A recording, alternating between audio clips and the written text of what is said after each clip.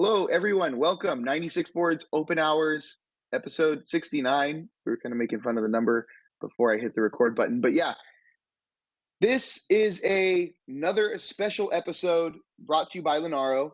My name is Robert Wolf. We're joined here by Nicolas Dechesne, and we'll be introducing him formally in just a second. But as always, I have to go through my announcements. Now, I have several really cool announcements and then some repetitive ones, but some of the repetitive ones I'll go first, and then I'll go into a really exciting one that I have. But Linaro Connect, right around the corner, 3 weeks from now, we did a contest, and this is going to lead into my really exciting announcement. But we did a contest, and one of our seasoned community members, let's call him that, won this contest. It was a toss-up. There were a lot of huge people that contributed, to OpenHours, to the forums, contacts in IRC, just overall helping, contributing to the mezzanine project, everything. But Sahaj Sarup took the cake. And as an extra bonus, and I consider this a bonus, we actually hired him in Linaro. So as of yesterday, Sahaj Sarup is the newest applications engineer for the 96 Boards team. So I just want to kind of personally congratulate him, give a little applause. So we have 2 applications engineers. Yeah, and it's great. It's really nice to see that this team is growing. Hopefully, you'll start to see even more stuff come out of the 96 Boards team, which is amazing. Sahaj, I give you a second. You wanna say anything? You wanna talk? Is his mic not working? His mic's not working. You're the demo gods are at play in many ways. So yeah, if you get that fixed, we'd love to just kind of give yourself a little introduction in a second. Maybe we'll give you another 20 seconds. I'll keep going with some more announcements. Okay, so you'll see that there's new blogs that have been pushed out. If you check it, yeah. So I did catch a cold. Monty's mentioning this, but if you've noticed, I'm a bit congested. There are some new blogs that have pushed out, 96boards.org/blogs. I suggest checking that out. There's a new way to upstream. I'm not going to call it upstream, actually. There's a new way to contribute to our website and our projects and our documentation and pretty much every single thing under the 96 Boards org that the people here in this call kind of maintain. You can go into the 96 Boards org, github.com/96boards, and you can either go to the website, you can contribute blog posts now. All you have to do is just clone the repository, edit it, and submit us a pull request, and you can get your blogs and projects accepted just like that. No longer do you have to kind of go through this bottleneck process where you talk with me and then we have to contribute it for you. You can do it all on your own now. Great. So real quick, Sahaj, did you get your mic fixed? If not, we're going to move on. You'll have to tell me. Is it working? All right. You're good. You're good. So yeah, please, you want to, yeah. Yeah, welcome. So I guess, thank you. And thank you for all the applauds. So just short, I'll just finish in a few words that I hope we get a lot of new stuff out there. And I hope I'm able to contribute even more to the community, to the projects. And thank you for having me. Yes. Awesome. No, thank you. And I mean, welcome member to the team. You can find Sahaj on the 96 Boards forums and on IRC. His handle is RIC96, so Rick96. You probably see him talking your ear off in the hashtag 96 Boards channel on IRC, but he's also one of our top contributors in the forum. Great. Okay, on to the segment here. And I want to remind everyone that this is very informal. This is just kind of a fun talk. And I know I talk a lot, but please interrupt me, interrupt our guests.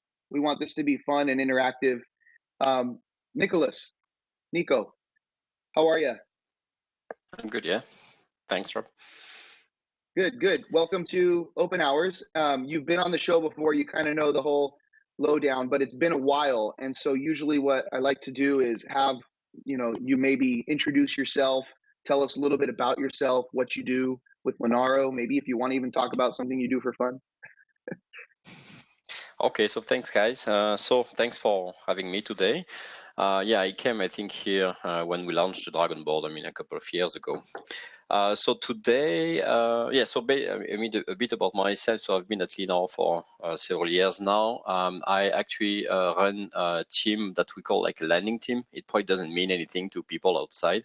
Actually doesn't mean anything to people inside as well, but it's called landing team. It's basically a special team. It's landing team because we only work on one specific member.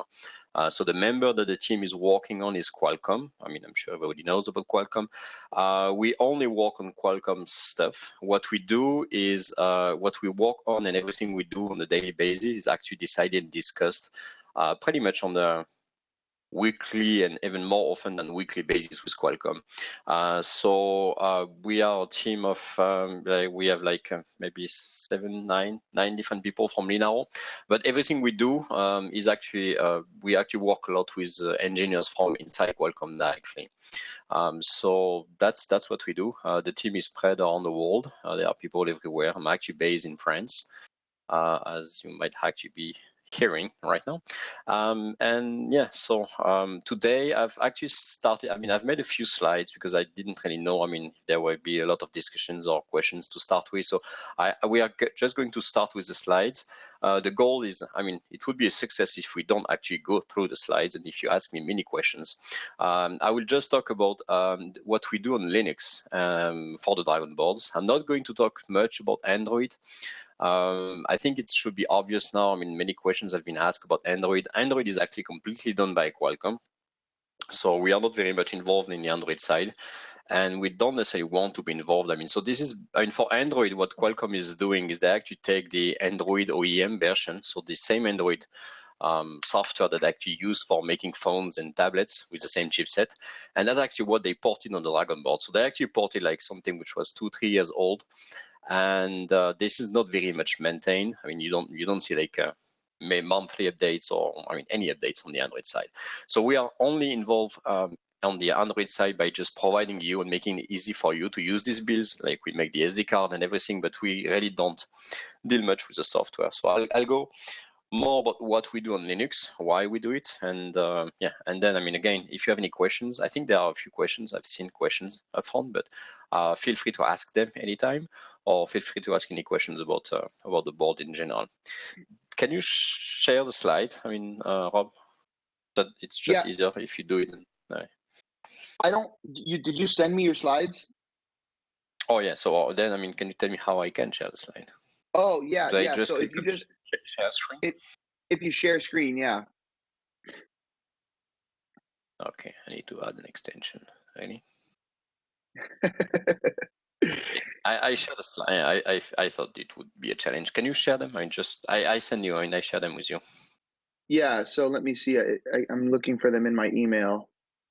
Yeah, I mean, while you look for the slides, I'll start. So yeah. So I mean, I was actually starting the slides with talking about the landing team itself. So it's basically a bunch of developers.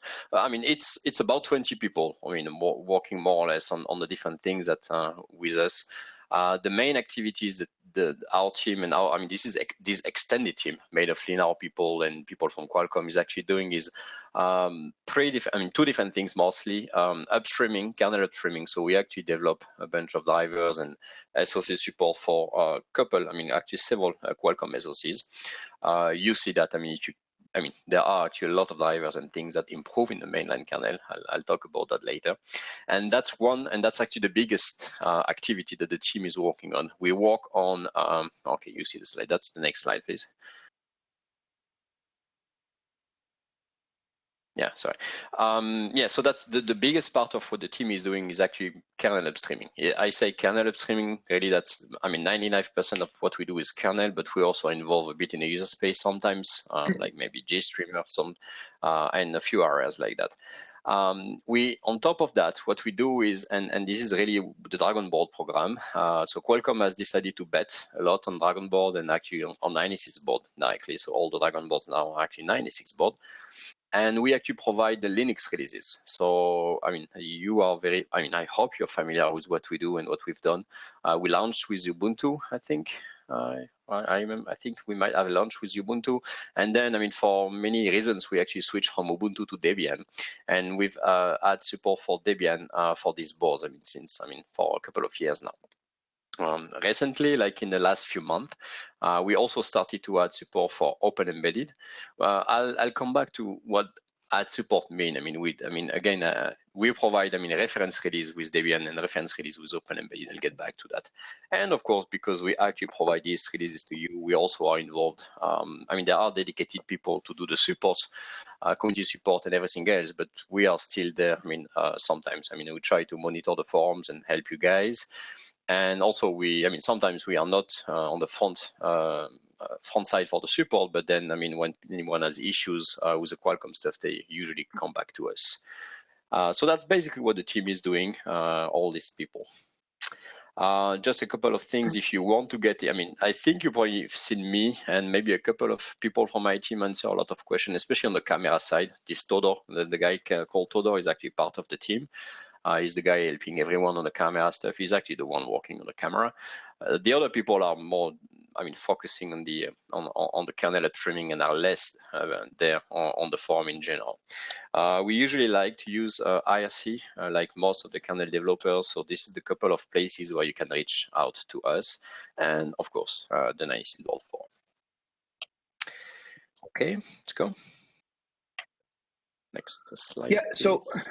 Real quick, I had a question on this because I remember when I first joined Linaro, and fun fact, Nico was actually the first person I think to interview me in San Diego a couple years ago now. But back when I first joined, like you mentioned, it was on you were running an Ubuntu release for the DragonBoard, and then you made this switch to Debian. Was this something that you decided on? What was the reason for doing that, or is there a reason for doing that? Is that just something? What's the underlying reason behind that? So there are several reasons. At the time we were doing the Ubuntu builds, we actually did work on the on different boards from Qualcomm, like the Enforce IFC 6410. And then it was right about the time where the DragonBoard and Axis board was actually starting. And then we were starting, so we had Ubuntu builds, and we had an agreement with actually Canonical to actually use, and the Ubuntu, it was more like a trademark type of issues.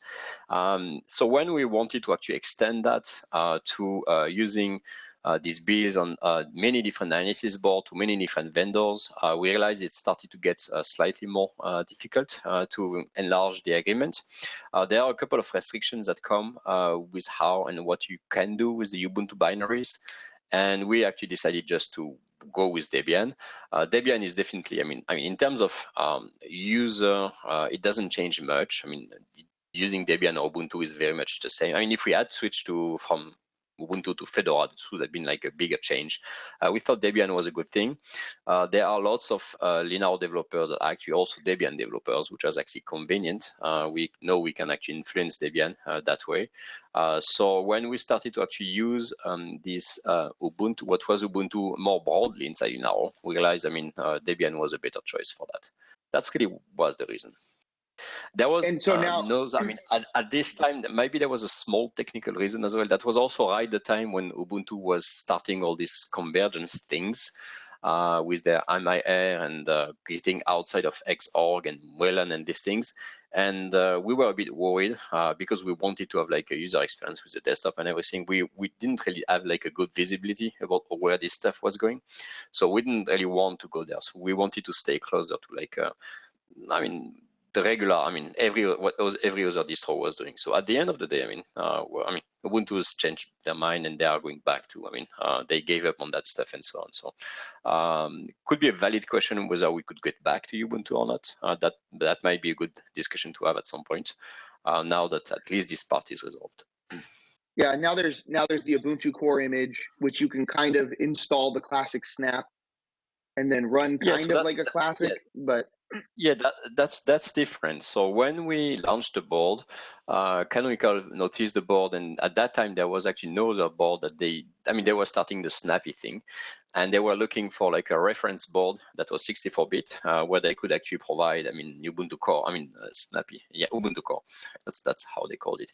So they actually work with Qualcomm. Okay, they engage with Qualcomm, and they actually came up and there was probably some agreement between Qualcomm and Canonical, so they actually decided to use the DragonBoard 410C as like the reference platform for the Ubuntu Snapdragon 64-bit. I mean, now there are many boards which are 64-bit, but I think the 410C was the first one. So they did that by themselves. So they actually reused our stuff, they reused our kernel, they reused our, I mean, the bits that they needed from us, from our reference image, and they actually put together the Ubuntu core.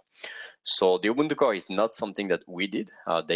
They were able to do it by just reusing our reference image, which is exactly what we want people to do. And we don't want people to use Debian or OpenEmbedded only. I mean, we don't want actually to force anyone to use anything. The only thing that you probably will have to use will be the kernel.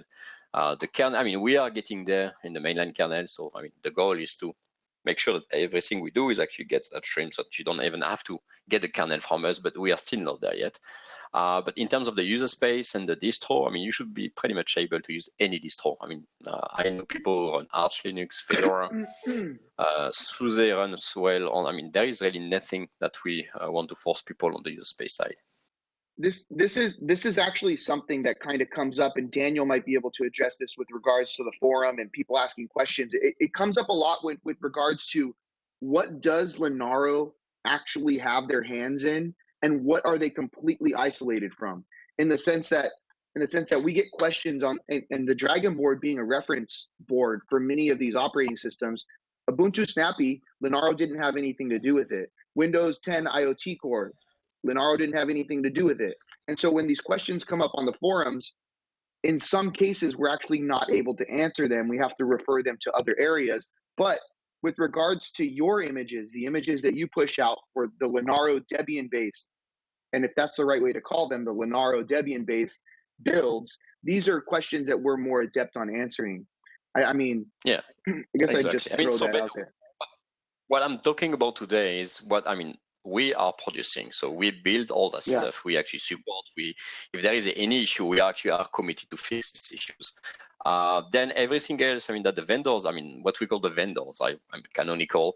I mean, you have Amazon. Amazon also, you can actually, I think maybe still today, you can actually buy the board on Amazon, and then it ships with some version of, they actually modified our Debian image to do, I mean, whatever they wanted to.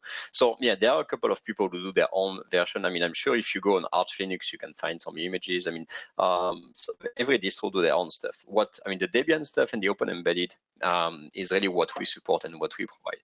And it's not really to force people to use that. I mean, we really don't care. I mean, you don't have to use what we do. We just want to show you how you can actually build a Linux system that runs well on this board. I mean, we don't want. I mean, everybody knows that Linux distribution is kind of a very religious choice, and some product oriented and so on. I mean, you just do whatever you want. We picked two, Debian and OE, which are very different. Okay, I mean, Debian is just like a typical distro desktop base. I mean, that comes from the PC world. Everybody's used to that. It's a binary release, general purpose. I mean, it's far from being optimized on such a very small and not so many, I mean, and with the power that you have on the board. And on the opposite, you have OpenEmbedded, which basically is a source release. So you can actually do anything you want. I mean, it just gives you scripts or recipes to actually build whatever you want. So we just picked two to just give you an example of how best to use the board, but then you can just do what you want. I mean, so especially on the OpenEmbedded, the key thing on the OpenEmbedded side is the last link that we have on the link, the GitHub to Meta Qualcomm. That's the base port layer for OpenEmbedded. So this is the only thing that you need from us. So yeah, and if you use OpenEmbedded or Yocto, I mean, however you want to call that, the Yocto project, if your product or your ID, I mean, is actually something that use OpenEmbedded or Yocto, the only thing you should have to do is to basically pull in this Meta Qualcomm layer into your build, and then you should be ready to go and work with the DragonBoard 410C. There are actually a real life example of that. At one of the conference, we actually met with some of the AGL people. I don't know if you know, AGL is the automotive Linux stuff. I mean, that exists somewhere. So these guys are actually building like a Linux distro for automotive, or like display in the car and so on. And they are using a couple of reference board. I mean, Raspberry Pi, Renesas, and everything. And they actually use OpenEmbedded to do that stuff. So we talked to them, and I actually gave them a board. And next time we met at the next conference, they actually announced that the DragonBoard 410C was actually supporting their build. The only thing they did is actually they just pull this Meta Qualcomm layer into their build. They say, okay, now I want to build and try this board. They built and it worked. So that's an example of how you can actually integrate and work with OpenEmbedded, which is actually a nice story. So so this is what we really support. So I mean, you can ask me any question on that. We can open bugs on that, and we will fix them. For things where we don't really have, we can't change. I mean, the Android build from Qualcomm, we can't change canonical. We'll try to help you. I mean, if it's just like I don't find the files, I mean, we'll try to help. If it really gets into something that we don't know how to help, Daniel is just going to tell you, I mean, exactly that. This is something that we put together for you, but we are not very much responsible for the support, and we are going to give you pointers to actually find the support in the right places. The important thing is we wanted the 96 board to be the main hub. So you buy the board, you go on this 96 board website, and you can get anything as much as possible, any OS, any vendors, anything from that place.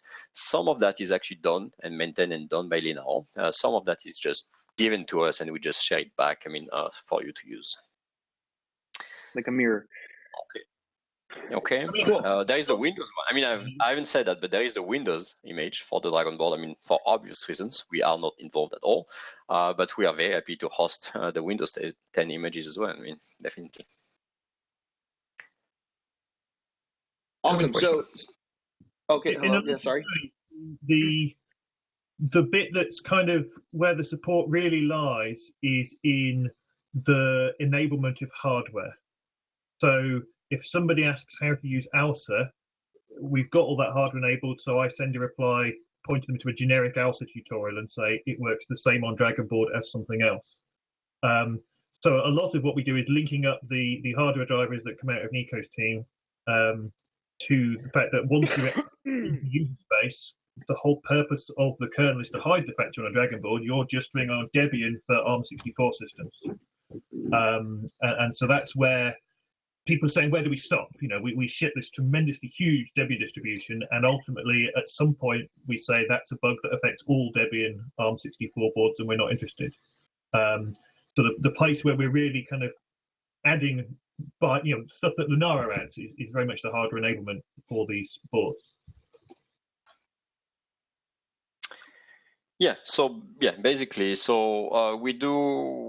we try. I mean, we started with monthly releases, and then we actually realized that we were doing more release than we can actually do actual work, because it actually takes time to make a release. So we try to change the cadence, and now we are committed to make like a one release every quarter. So March, June, September, and December. We'll try to stick to that. I mean, again, it's sometimes will be late by a week or two. I mean, there is no it's not like a big issue, but yeah, you should expect, like, for example, the next release by the end of September. Unfortunately, the end of September is also the Linaro Connect week, so everybody will be busy with Connect. So I can already commit to like at least a 1 week delay for the next release. Can you share the screen again? I don't see your screen anymore. Yeah, sorry. But yeah, we try to stick to this at least one release a quarter, and we now do the OpenEmbedded and the Debian release. So again, the Debian, what we want to do with Debian is, the main advantage with Debian is you get like a nice desktop. We pick the LXQT because the GNOME shell, which is actually, which I would prefer, is actually that requires slightly more memory to run. The 1 gigabyte memory is actually a little bit memory for GNOME shell to run well. So we went with like a smaller, a desktop that would use less memory. But if you really want, just apt-get install GNOME shell and it will actually just work. So we just use LXQT. For now, we are still using Debian stable. We are making like a small amount of changes on the user space. Some things are like new packages. To manage the DSP, the GPS, we need a couple of scripts and tools and utilities that we package for Debian. The bulk of the change that we do on top of Debian is we actually do backport a lot of stuff. So we backport like a latest version of Mesa, which provides the open source Freedreno driver. We backport in general JStreamer. So it's no longer really Debian stable. It's Debian stable plus a few of our changes. But it should be stable enough for most people. On the So anything you find, I mean, if you find any tutorial on the web, that, I mean, there are many things, especially for the Raspberry Pi or for the BeagleBone, for example. I mean, if something works on the Raspberry Pi and Debian, I mean, chances are that this is just going to work as well, right? So, I mean, you're free to try and let us know and blog about everything you do, but you really get Debian, right? I mean, so, I mean, Debian, it's exactly what the Raspberry guys do with the Raspbian. I mean, this is a slightly customized version of Debian, and that's what we do. We don't really want to make it a real product. It's more like something we do as a prototype. It's a demo. We don't commit to like 3 years support. I mean, okay, I mean that this is not really not about that. It's really something that you can use, play with, and yeah, as like usual, anything in Debian should just work on the board. On the other hand, OpenEmbedded. So we wanted to do something slightly different. We want people to be able to build the system they want. So we define our own reference distribution. So it's an open embedded distribution. We call it RPB. You will see that in the build. We did that. It's basically what we think people should do when they want to use OpenEmbedded. Okay, so we put ourselves in the situation where we are like making a product, and we want. I mean, how would I do? I mean, if I want to actually build like a distribution, a Linux system based on OpenEmbedded, and this is what we think people should be doing. Some people do that. I mean, so we made some policy decisions. Key decisions about how to do that, and that's exactly there. Everything is documented. There are release notes, and there are a couple of documents about OE. I encourage you to look into that. Yeah, so the OE stuff is also based on the stable version of OE. Okay, like everything in Linux, you have the master branch, which moves every day. We decided for OE to use the stable branch. One example of what people can do with OE is Qualcomm actually also, I mean, Qualcomm not only they did the DragonBoard 410C, but they also, I mean, if you want, you can actually buy this chipset itself. Okay, you can buy like a SoC. For the people who actually buy the SoC, Qualcomm also has like a commercial Linux offering for the APQ 8016, which is the same chipset which is at the heart of the DragonBoard 410C.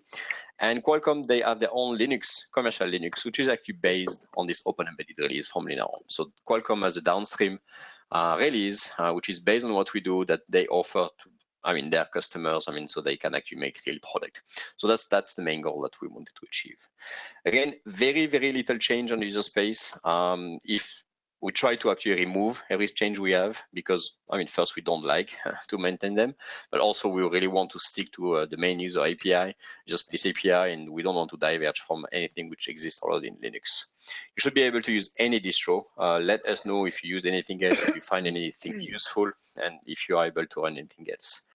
One thing we also did, in which I didn't know that it will actually be a success, but when we decided to do that 3 years ago, I was almost forced to do that, the SD card installer. That was a request that came out before the launch, and we wanted to make it very easy to anyone to install our release. And we came up with this idea. To be very honest, the idea was actually stolen from the Raspberry Pi project. If you've used the Raspberry Pi, if you use Noops, which is the graphical installer for the Pi, you will see a lot of similarities where actually it's the same code, source code, which has been reused for the 96 board. So it's been a success. Everybody uses that, and I'm happy with that, but it came as a surprise to me. I was not expecting that. Do you have any questions about... Now, yeah. Well, so I just wanted to mention, like, so now there's 3 different ways to install operating systems onto the DragonBoard, at least the Linaro Debian-based one, and that's flashing through Fastboot, using the SD card to flash onto the eMMC, and then now there's a more recent one that just came out. At least I was only brought to be aware of this a few months ago or 2 months ago. You can actually boot off the SD card now. So that's even right. The newest one. Well, I mean, you could always boot from the SD card. What's new is that now people know that we can do it, but you could always boot from the SD card. The SD installer is actually just booting Linux from the SD card, and it's the SD installer itself is just a Linux program running. So when you boot the SD installer, you actually boot Linux. So what we did very recently, like a few months ago, is we now also provide very detailed instructions on how you can actually put the complete system on Linux. So not the installer, but the actual image on Linux. So you can actually completely boot from the SD card. Yeah, that's what I meant. I mean, it seems that it's just easier to do now. The image is just provided, and it's much easier. Yeah. There is also a way you can use that to flash through USB. There is like an emergency mode on the SoC. We've been using that internally, and we just started to publish some of the tools. It's not ready. As soon as it's ready, I'll start mentioning that on some of the wikis and everything. Yeah, you can actually just connect the board with USB to the PC and flash using some. I'm using some actually now open source USB flashing tools. It's not working well right now. When it is working well, I will let everybody know. It's also convenient. It could be convenient. Awesome. So I switched sides. Okay. Again, feel free to ask any questions, not just Rob, but anybody else. So all so you can do anything you want on the user space, but the kernel is a different story. We still provide and maintain like a kernel. The hope is that we won't have to maintain that kernel forever, because we actually do a lot of uptrimming in between. We should be there. We should come there. Maybe next year we'll cross that point. But still, everybody who's doing Linux, so Canonical, Amazon, this Amazon stuff, anybody using, they will still have to use our kernel. That's just the way it is right now. The amount of code which is not upstream gets down and down every kernel release, but it's still there. That's the link to the kernel Git tree. What we've decided is that when we launched, we were actually moving from to every new kernel. Every time there was a new kernel, we are changing the release. And there were complaints because some of you guys, or some people, trying to play with the board or doing development, they started to do something on like the June release.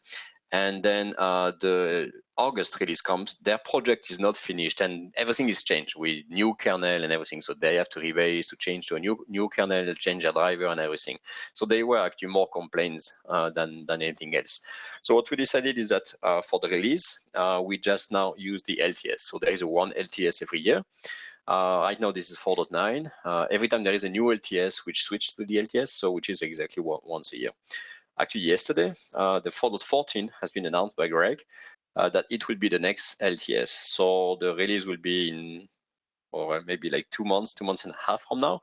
So you can expect that sometimes around the end of the year, we will start switching from 4.9 to 4.14. At least now the cadence is slower and it's easier for people to.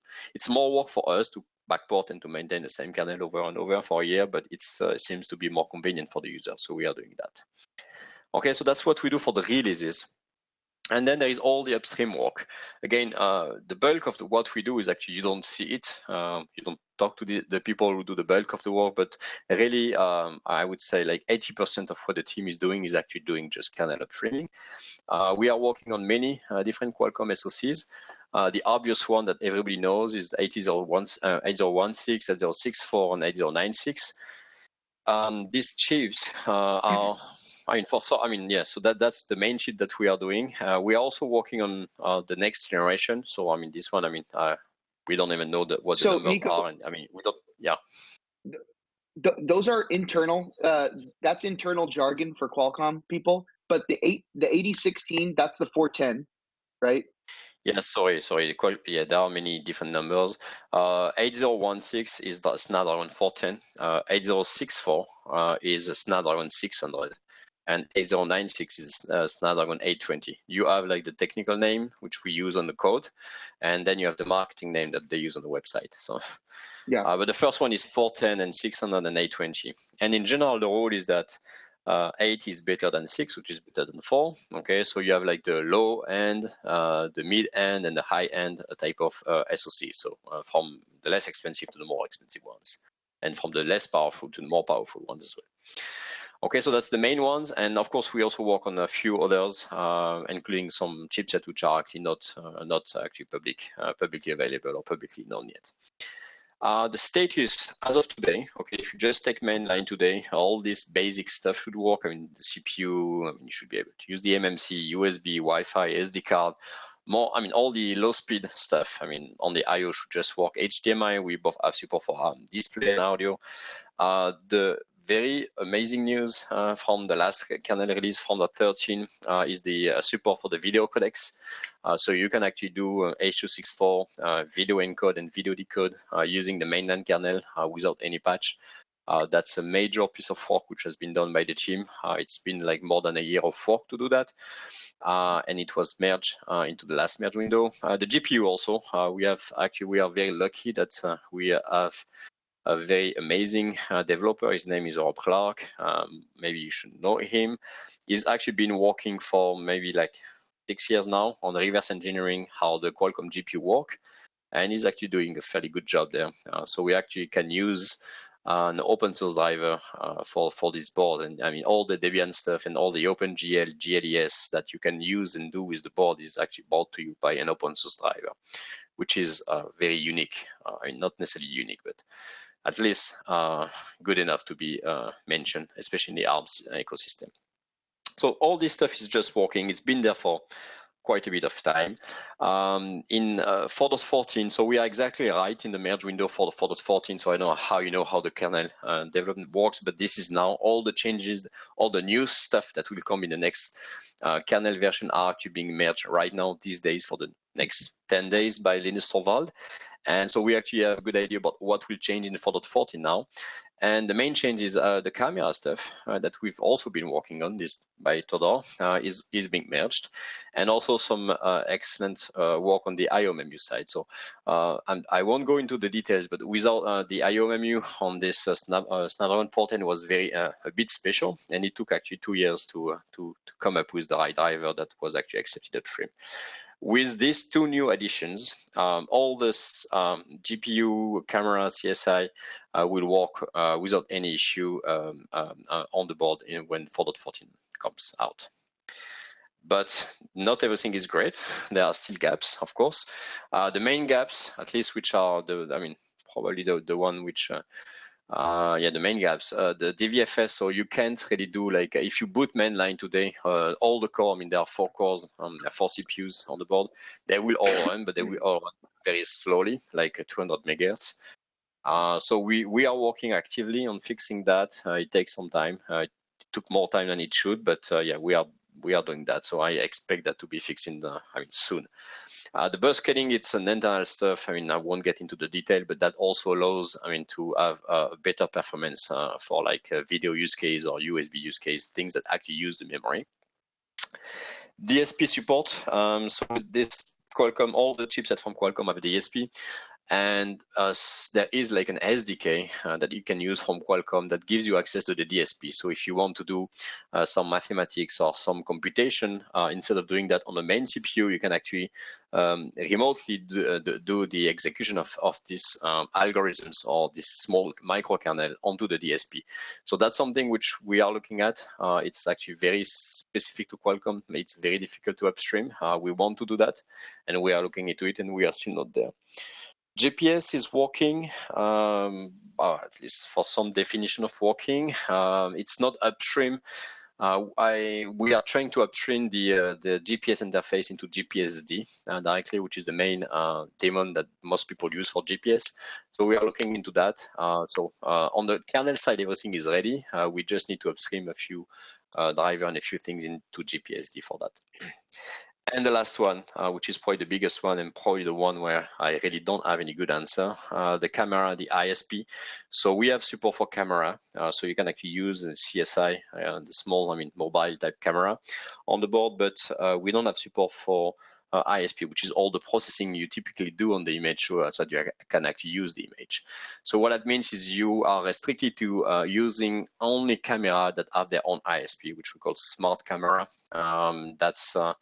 That's an issue, and there are smart camera that exist with like a small resolution, like 5 megapixel, maybe 8 megapixel. But then if you go above that, there are not so many camera that can be used with the board. There is no good story here. This is one of the most proprietary components, like with the GPU on the Qualcomm CPU, on the Qualcomm SoC. And there is no plan. We are not going to work on that. So again, if you need that, let us know, let Qualcomm know, and we'll see. But we are not planning to work on that. Nico, can you talk a little bit more to the DSP side of things? I personally, and I know this has been brought up many times, at least by me, but what can Linaro do working with Qualcomm to kind of push this forward? Because I know that there's a lot of universities that are very interested in getting these DragonBoards into their DSP classes, using it to actually teach students practical use of a DSP. Okay, so the DSP runs a firmware. Okay, so that's released by Qualcomm. That's available. You can actually load the firmware and you can actually run the DSP. The DSP can run. The infrastructure, the drivers to actually power on the DSP and load the firmware onto the DSP was done by our team, and it's actually upstream. So today, if I give you the DSP firmware, you can actually power on the DSP and turn it on. Okay, so now what we have to do is the DSP is actually responding to messages. So the Linux side needs to send messages, data, and commands, and in specific order and everything to the DSP, and the DSP will process them. So what's missing is all the software, on the kernel and the user space to actually talk to the DSP. The main issue is that Qualcomm has, this stuff is working. If you take like an Android phone, that's working well. But this is working with, this is open source software actually.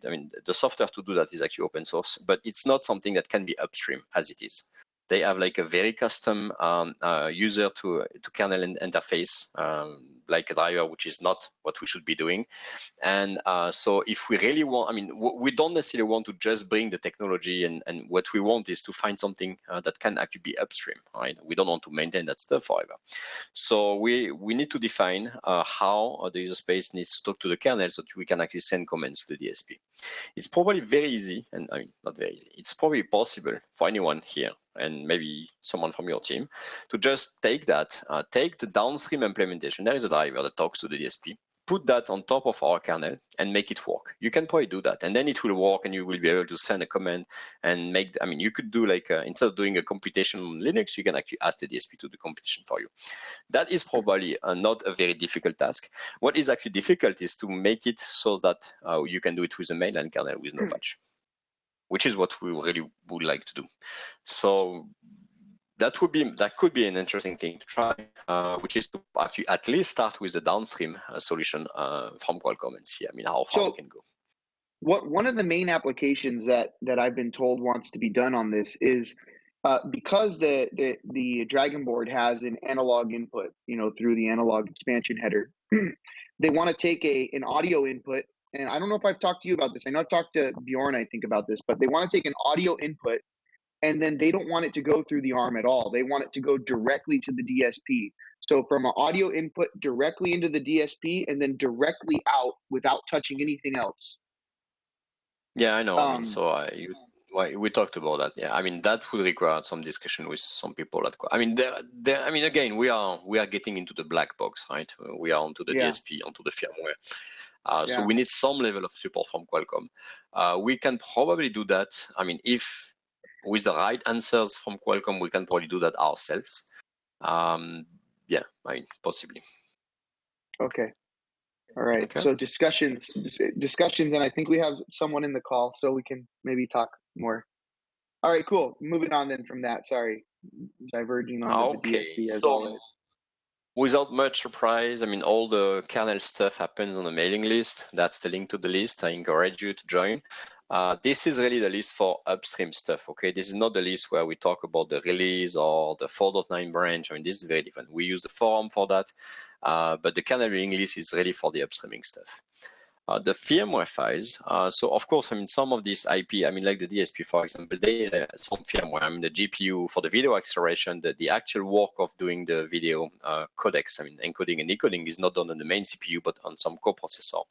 So what we actually were able to write for Linux is a driver that can talk to the processor, but we need a firmware that runs.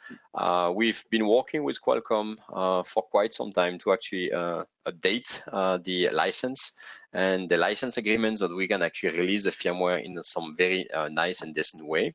The license agreement has been changed several months ago. We've managed to get that, and now we can actually distribute and redistribute all the firmware files. So some of this firmware already into Linux firmware. So if you actually run Linux, it's actually funny, I actually run Linux on my laptop, I mean, of course.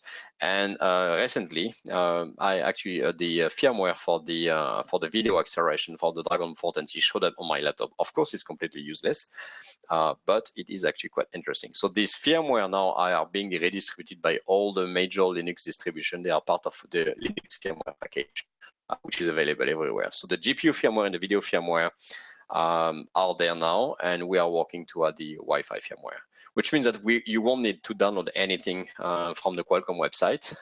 You don't know, but when you actually download the image, Debian or OE image, we download for you some firmware from the Qualcomm website.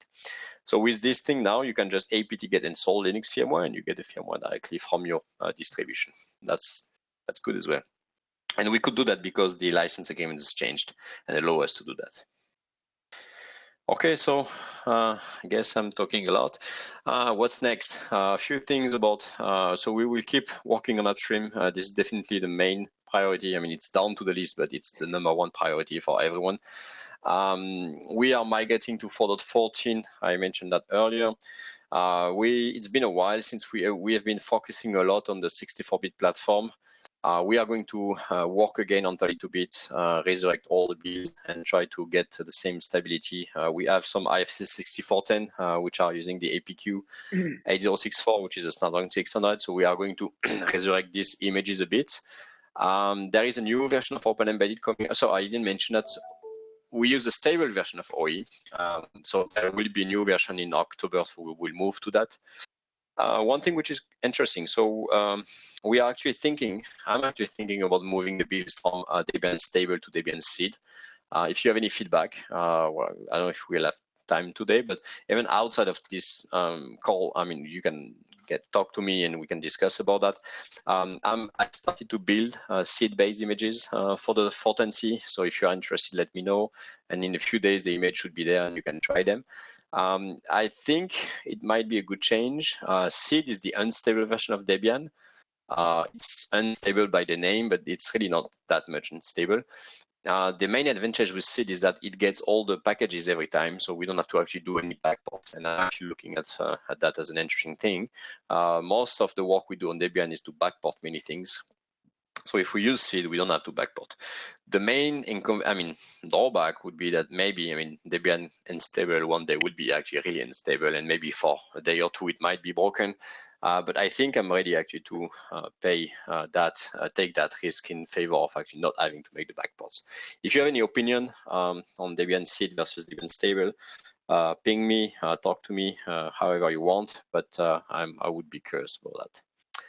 Yeah, there are rumors that there might be new boards. Of course, there are rumors, so I don't know much about the rumors, but maybe there will be new boards. There are a few evidence that there are at least one new board that is coming up. We don't know more.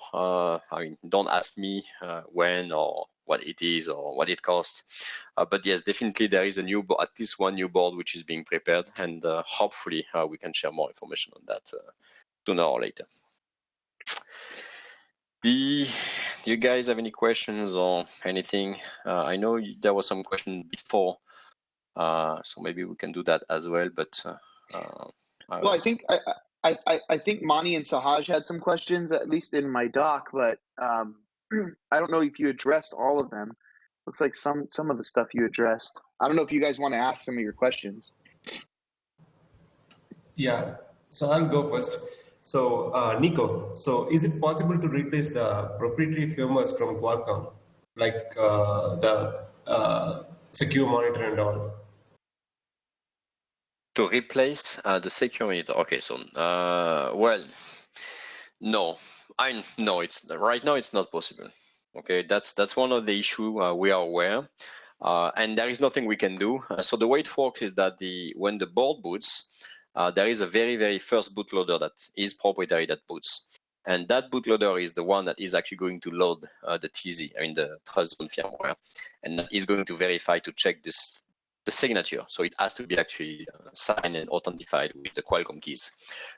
So you can't really do that. And then it's too late when you get into the first open source bootloader, which is LK.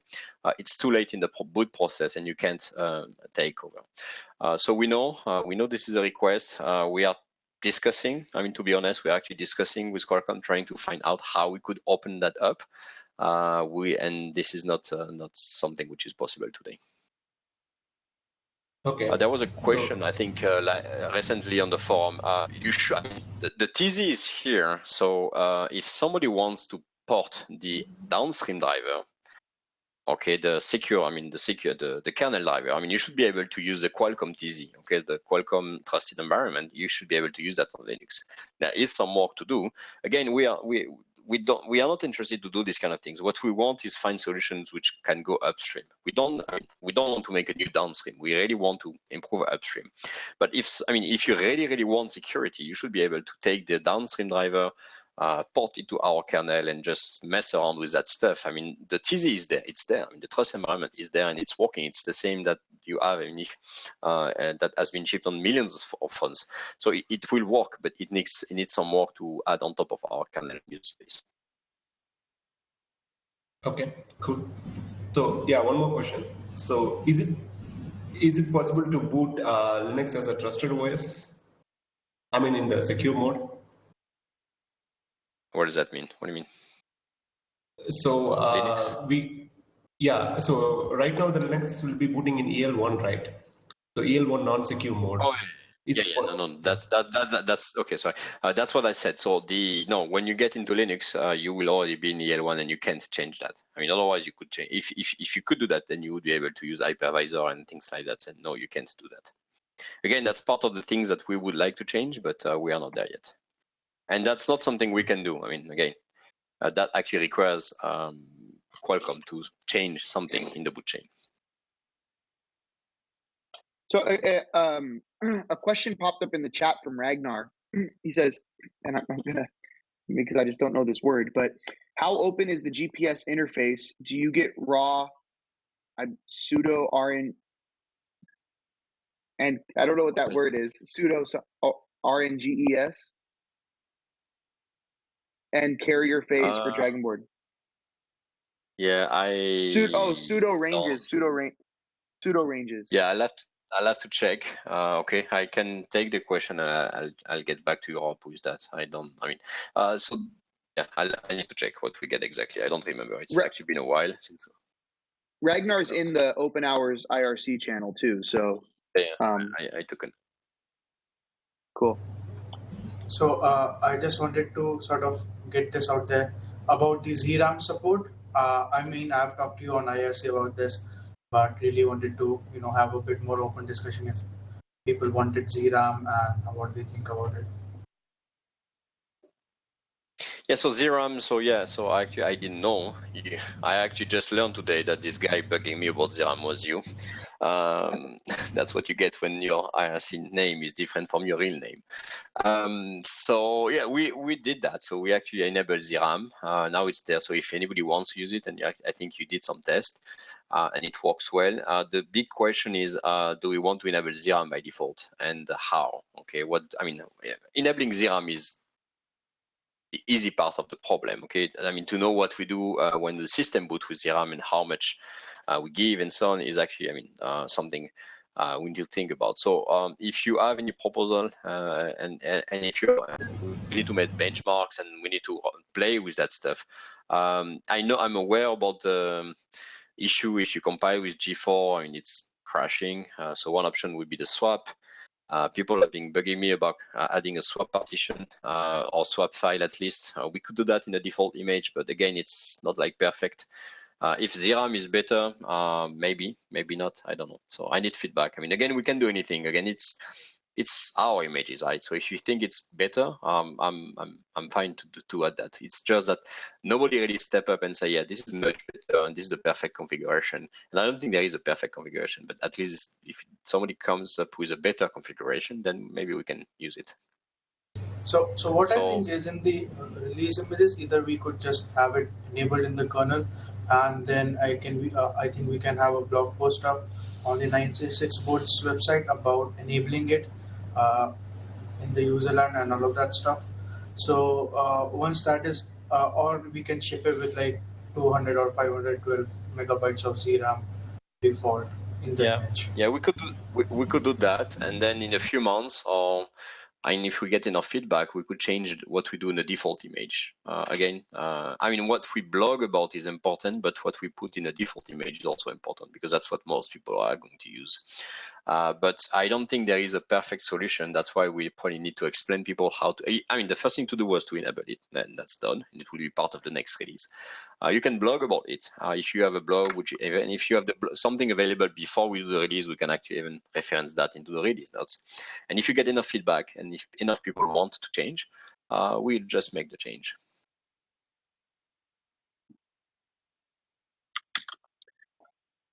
Cool. So, oh, sorry, keep going. Nico, one final question. Could you tell us a little more about the upstream support of upstream state of 820C?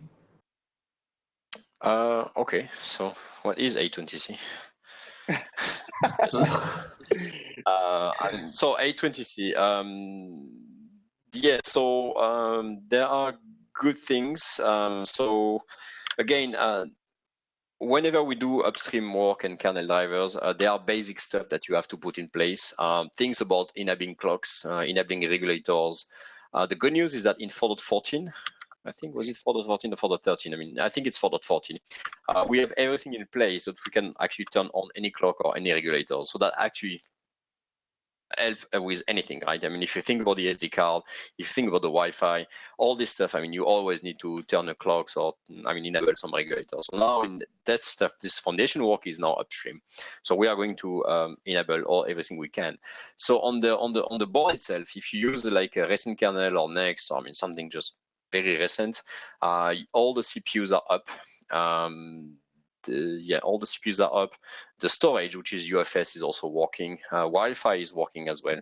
So for Wi-Fi on this board, this is like an external Wi-Fi on PCIe. That's Qualcomm Wi-Fi. We have the PHY driver, and the Wi-Fi driver is just the upstream driver. So actually, you have the same. This is the same Wi-Fi chipset that you can actually find on some real laptops. Okay, this is just like a standard Wi-Fi chipset. So you just enable the driver in the kernel and it worked. USB 3 Ethernet work out of the box. Display. I don't think we have audio. We have some level of audio support, but not in the mainline kernel with outstanding patch. And yeah, display works out of the box. And the video codecs. The driver that was actually merged in 4.13 is actually the same that also worked on 820. That's pretty much this. And maybe there are a few things where you need some not yet upstream patch, but that is what we should get into the upstream kernel in the next next release also. Again, the big gap will be DVFS, being able to run all the CPU at the max speed. That's the same issue as 410. That's something which is difficult. So we are working on it, but we are still not there. But most of the basic stuff are in place. If you are lucky enough to have one of these things which doesn't exist yet, you can play with the board. So yeah. One last question from me as well. Do you have any info if the 820 SOC would support Vulkan API on Mesa? Mesa, what do you mean? The FreeDreno driver? Yeah. Yeah, FreeDreno, actually Mesa 17.1 had support for 820. So I forgot to say, but... The Vulkan API. Oh, the Vulkan API. Oh, okay, Vulkan. I don't know. It might. Yeah, probably it will. There is work to do. I mean, there is no reason why it should not happen, but the work has not started yet. But I mean, there is no support in Vulkan. I don't know exactly what's the support for Vulkan in Gallium, in Mesa Gallium at the moment. But I suppose that if, as soon as there is one Gallium driver that has support for Vulkan, I mean, adding should be, I don't know. But I suppose it will happen. Excellent. John Mark, you didn't have anything? Nothing today? No. Still, okay. No, I was just hoping to see Dieter from Aero, but he's not on the line. I will send him an email. Oh, okay. All right. Cool. I was in a show in Switzerland 2 days ago, and it was a lot of people with embedded system, and Aero was not present, so I was surprised. Gotcha. I think he was in Gotcha. vacation. They don't want Dieter to has be in been in Switzerland. Dieter was in vacation, I think, last week and the week before, if I'm not wrong. Ah, okay, that's Yeah. why. Okay, that's all. No, otherwise, just very happy to see you guys and say hi. Goodbye. Hi, Jean-Marc.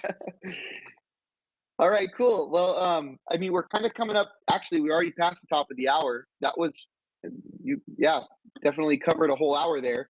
Nico, did you have anything else you wanted to add here at the end? I mean, anyone else wants to speak up and get their last questions answered here? This is the guy. He shows up once every, I don't know, 6 months to a year. You want your questions answered. This is the time. I mean, you know where Nico, to find I have me, kind right? of a, I have kind Yeah, of a you know where to simple find. one. And Nicholas, and I'm not trying to be sarcastic. I just don't know. I'm trying to wrap my head around what you and your group exactly do. Are you like custom kernel engineer installation experts for the whole Linaro / Qualcomm project? And what particular chipset and projects do you support? Kind of in a nutshell, who are you and what are you all about? And I'm not trying to be sarcastic. So I guess you missed the beginning. No, we are doing, so what we are a small team inside Linaro, and we only work on Qualcomm stuff. So there are a couple of teams. I mean, there are many teams inside Linaro. I mean, you probably don't know all the teams, but our team is only working on Qualcomm. And what we do is two things. One is we have a bunch of kernel developers that work and write drivers that we want to get merged upstream. So we actually do a lot of development for Qualcomm. So Qualcomm, they have their own kernel. I mean, of course, everybody knows that, but it is not upstream. So the starting point from us is the Qualcomm kernel, the old kernel that works, and then we rewrite the software, we write new drivers, and then we ensure that everything gets merged upstream. That's one thing we do. That's the biggest one. And then what we also do is that for the DragonBoards, we take the best, I mean, the latest kernel that we can, the latest stable kernel, and we put together like Linux release for these boards. So I don't know if it answers the question, but that's what we do. So it's basically a bunch of developers. One thing that we do is kernel work, and another one is more like distro integration and kernel integration to make like image that you guys can use. Does it answer the question? Yeah, so I guess part of it sounds like is you're just doing a lot of porting of drivers and applications, not as much what I would call hardcore true kernel hacks, so to speak, but even though you do some kernel hacks. Yeah, that's correct. Yeah, we try to port.